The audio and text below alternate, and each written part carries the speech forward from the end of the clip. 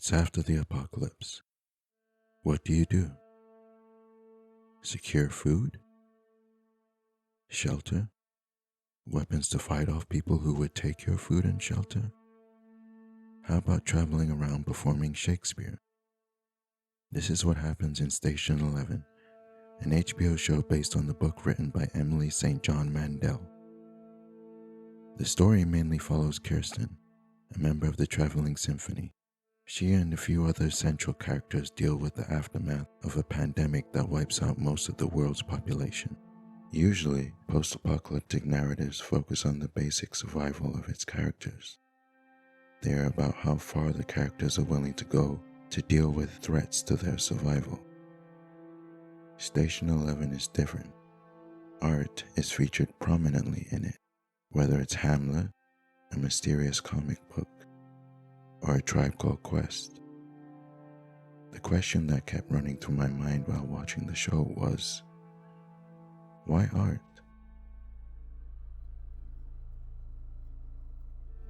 Station 11 is not concerned with the brutality that is needed to survive in a post-apocalyptic world. The show is concerned with how the characters process the trauma of the pandemic. One way the characters do this is through art. Art can be very therapeutic. There are forms of therapy that involve theater, and plays are an important part of Station 11, especially Hamlet. Putting on plays and performing music is a much needed outlet even 20 years after the pandemic. Making art is also therapeutic for another central character, Miranda. We don't see her after the pandemic, but Miranda is the creator of the Station 11 comic book that means so much to Kirsten and the others. She makes the comic to process the sudden storms that life has thrown at her, including the hurricane that wiped out her family. It's a feeling. What's the feeling? Cut and run. When a squall comes up so fast, you gotta cut the anchor and just go. The story about an astronaut adrift on a planet-sized space station after an apocalypse resonates with the people living in a post-apocalyptic world. Experiencing art can also be therapeutic. There is another reason that art plays a big part in Station 11. The reason seems counterintuitive at first, but it starts to make sense the more you think about it. They make art simply because survival is insufficient. But how can survival be insufficient? Isn't survival the sufficient thing? Sure, but if you really think about it, are we really satisfied with just survival? If your life was just waking up, eating, working, eating, going home, eating, sleeping, repeat, would you be satisfied? I don't think anybody would be. I think Hamlet says it best. What is a man if his chief good and market of his time be but to sleep and feed? A beast, no more. It's clear that we as humans need more.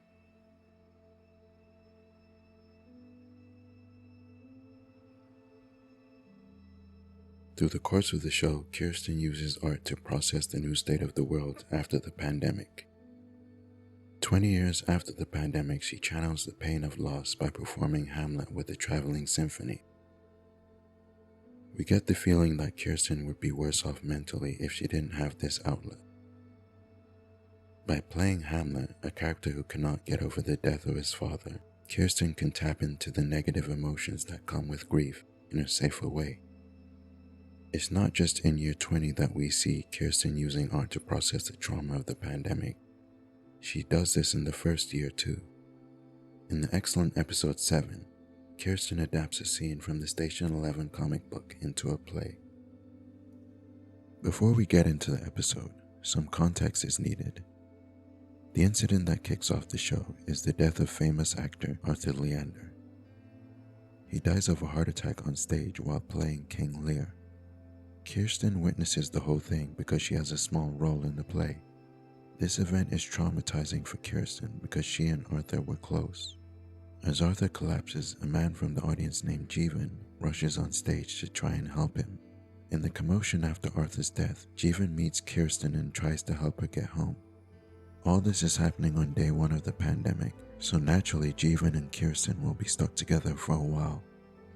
They end up staying with Jeevan's brother Frank in his apartment. I'm coming in. Back up. Frank, it's Kirsten. Kirsten. Frank. Hi. Episode 7, titled Goodbye My Damaged Home, involves the events leading up to Kirsten and Jeevan leaving Frank's apartment. Kirsten, Jeevan, and Frank have been holed up in the apartment for a while now, and they are running out of food. Jeevan insists that they have to leave, but Frank doesn't want to. Jeevan and Kirsten decide to leave, but not until all 3 of them perform a play that Kirsten writes. The play is the centerpiece of the episode. All of the time jumps that happen in the episode are in relation to the play. You could say this is because the play gets interrupted by the man with the knife who stabs and kills Frank. I think it has more to do with the play itself. It's about Kirsten's impulse to perform the play. She insists that she and Jeevan wait a day to leave so they can perform. The impulse to perform overcomes the practical need to leave the apartment. Even in the world of brutal necessity, it's not enough to go around securing food and shelter. Survival is insufficient. Art is great for processing the trauma of the past, but it also has a way of anticipating the future. The play that Kirsten, Jeevan, and Frank perform is a death scene from the Station 11 comic book. Frank plays Lonergan, the character who dies and ends up dying himself. In a way, the play is about processing the trauma of the future. Jeevan had talked about the possibility of leaving the apartment before, and I think deep down, Kirsten knew that Frank would never leave. Casting Frank as Lonergan is Kirsten's way of coming to terms with Frank's likely death if he stays. When Frank learns that he's cast as Lonergan, it's as if he's resigned to his fate. So it's my death scene. He's read the Station 11 comic, so he knows what happens.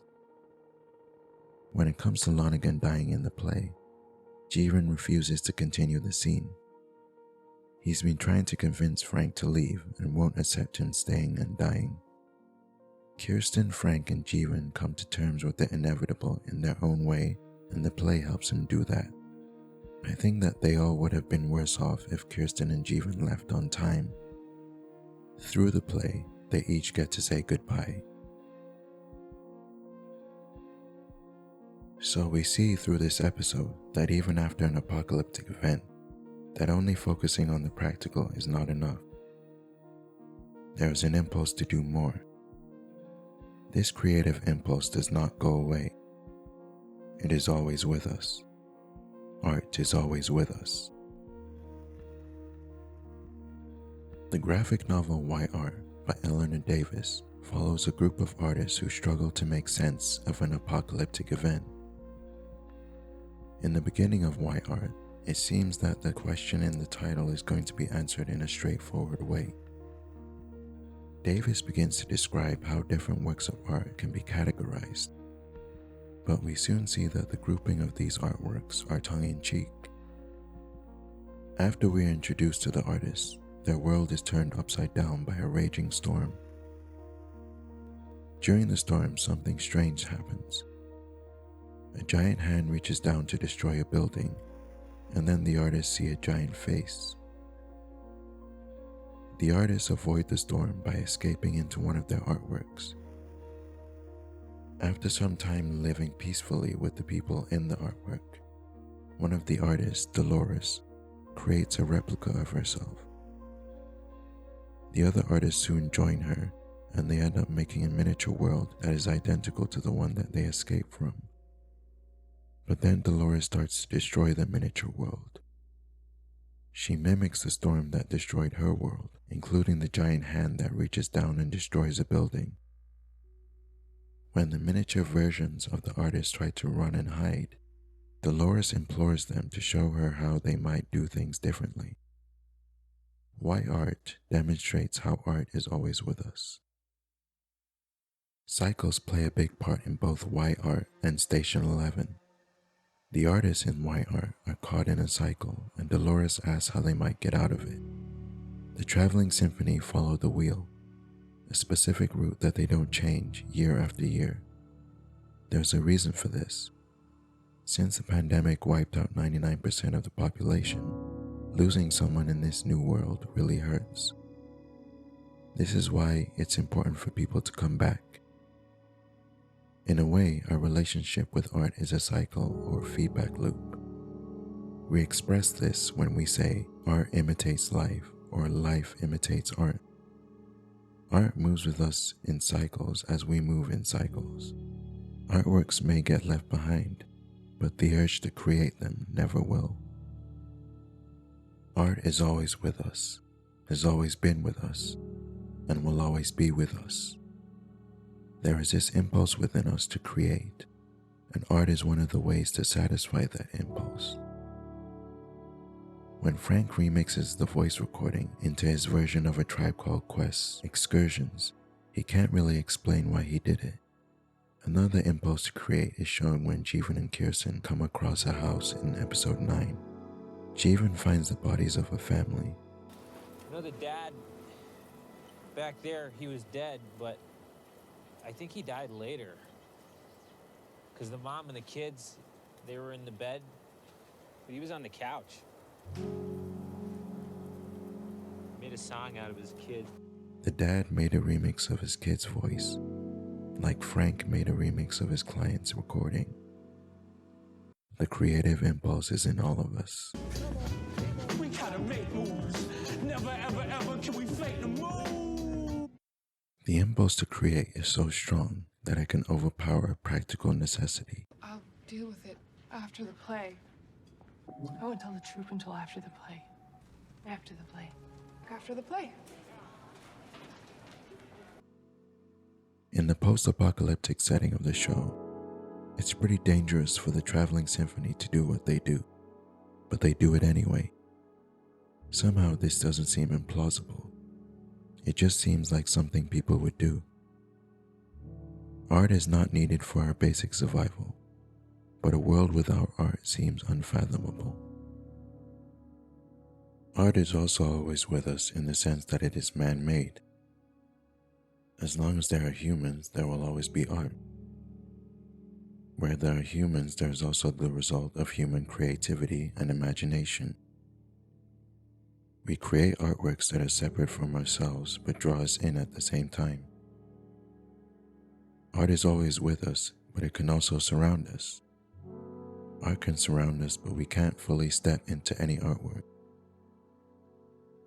In his article, When Art Transports Us, Where Do We Actually Go?, Harry Macklin describes our experience when we are immersed in an artwork. In reality, I never leave my place in physical space. I'm there in the gallery, the auditorium, or on my sofa all along. Try as I might, I cannot enter Bruegel's landscape by touching the canvas, nor can I run into the world of Hamlet by running onto the stage. The artwork allows me only to peer as if from a threshold, where I can see inside but never enter. Here we face what I call the paradox of aesthetic immersion. When I'm immersed in an artwork, I seem to go somewhere without going anywhere, and I seem to be in two worlds at once. And yet I'm not properly in either. Artworks are things that are separate from us, but are somehow deeply intertwined with us at the same time. The best example of this from Station 11 is how the comic book of the same name affects the characters. The comic affects them so deeply that Dr. 11 appears in front of them. Speaking of affecting people deeply, there's one character that is arguably affected the most. Tyler is the son of Arthur Leander, the actor that was close to Kirsten. When the pandemic starts, he ends up stuck in an airport with his mother, Elizabeth, and Clark, a close friend of Arthur's. The people at the airport are lucky because the airport is fairly remote. They have an ideal place to wait out the worst of the pandemic. When the community celebrates Christmas, Elizabeth gives Tyler a copy of Station 11. After an incident involving a possibly infected outsider, Tyler and Elizabeth have to isolate themselves for a month. During the isolation, Tyler reads Station 11 over and over. It's clear that the comic has deeply affected him. Tyler soon leaves the airport community and starts a community of his own. This community is much more extreme than the one in the airport. It's made up of children who didn't experience the pandemic. Tyler basically uses them as child soldiers, and Station 11 is a kind of religious text that guides all that they do. A common refrain that Tyler repeats from the comic is that there is no before. This refrain can be seen in a positive and negative light. The positive side of it can be that since the world has fundamentally changed, there is no use in trying to go back to a world that is long gone. The negative side of the refrain is the denial of the past. If you deny the past, then you can't process what happened. You can't process the trauma, so the trauma will continue to eat away at you. In a way, Tyler is more preoccupied with the past than Kirsten. I think Kirsten sees this, and that's why she has Tyler play Hamlet for the airport community.